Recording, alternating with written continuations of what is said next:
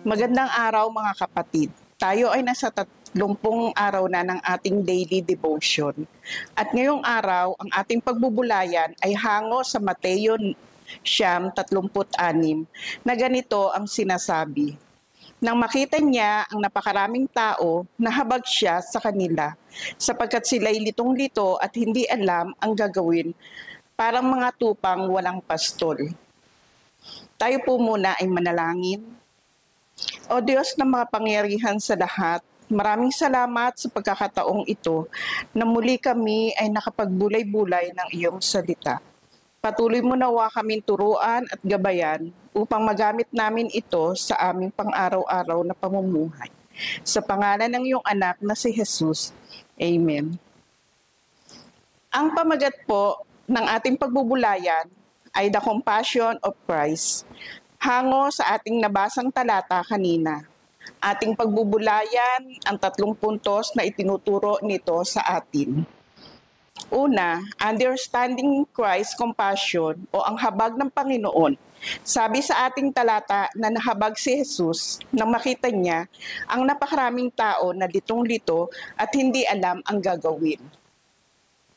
Alam po ng Diyos ang ating mga pinagdadaanan at nararamdaman. Dahil isa siyang mahabaging Diyos, kaya dapat lang na ipaalam natin sa Kanya ang lahat ng ating mga suliranin dahil tayo ay tutulungan niya sa lahat ng ating pangangailangan. Pangalawa po, dahil tayo ay mahabaging Diyos, kailangan din nating matutunan paano maging mahabagin sa ibang tao. Seeing others through Jesus' eyes. Ipanalangin natin sa Diyos na bigyan niya tayo ng mga mata at pusong mahabagin at hindi mapanghusga. Sa ganitong paraan na ipakilala natin ang ating Panginoon sa ibang tao sa pamamagitan ng ating pagtulong at pagkakaroon ng habag, awa at tulong sa kanila. At pangatlo, acting on compassion. Hindi laging puro salita, lagyan din natin ng gawa. Our compassion should lead to action.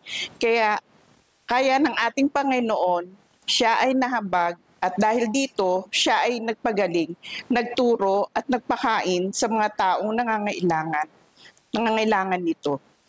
Ito ay hamon sa atin na katulad ng ginawa ni Kristo, hindi matapos sa habag ang ating nararamdaman, bagkus tayo ay kumilos at abutin ang mga nangangailangan.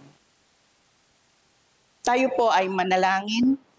O Diyos, maraming salamat sa iyong mga salita. Salamat sa iyong kahabagan na ipinaranas at ibinigay sa amin. Patuloy ninyo po kaming turuan kung paano kayo magmahal ng tama at maging mahabagin, kung paano kayo nagmahal at naging mahabagin din naman sa iba. Maraming salamat po sa ngalan ni Jesus. Amen. Maraming salamat po at tayo ay muling magsama-sama bukas sa ating devotion.